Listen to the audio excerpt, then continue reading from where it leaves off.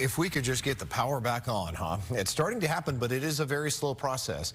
2 days after Milton knocked out power to nearly 2 million people here locally, power companies are reporting some progress. Fox 13's Evan Axelmank is on this one for us, live along Himes Avenue, where hundreds of line workers have been dispatched. Hi there, Evan. We're all praying for the day we see those line workers in our neighborhoods. I know they're busy.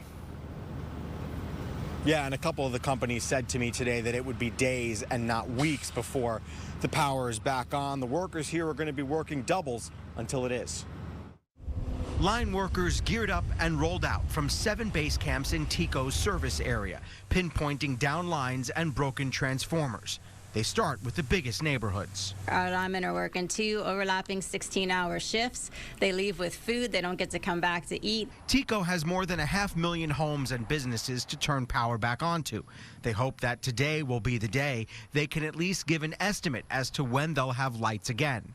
Duke Energy also has 500,000 to turn back on in Pinellas. We realize that you all need information on when we expect power to be restored, but I am here to tell you this is not weeks. This is days. Duke says their 16,000 line workers will be able to restore power to the majority of customers in Polk, Hernando, and Citrus counties by the end of Sunday. Pinellas and Pasco counties should see most have power by the end of Tuesday. I know people want to get back home, feel like they have some kind of control. Power companies are hoping to use overwhelming force to attack the huge number of down lines, but may have to wait until floodwaters subside in at least some areas. Water makes repairing power lines impossible. Tico says this is the largest response in their history. They've restored 200,000 customers, but still have 500,000 to go.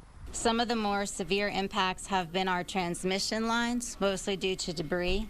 But the good news is that those fixes should be quick. And right now, about 1.2 million people in Tampa Bay, or at least customers, power customers in Tampa Bay, do not have power. That represents about half of the entire Tampa Bay area. Mark, I just checked. It looks as though like Tico just got about 80,000 people back online over the course of the working hours today. Now, of course, they say they're doing 24/7, so you'd imagine they'd get a few more tens of thousands back online before the end of tonight. Yeah, let's hope that's the case. I know they're trying. We all need to have a little bit of patience. Good news, this is a little bit cooler, so that's a little blessing in all of this. So we'll all hang in there. Evan, thanks.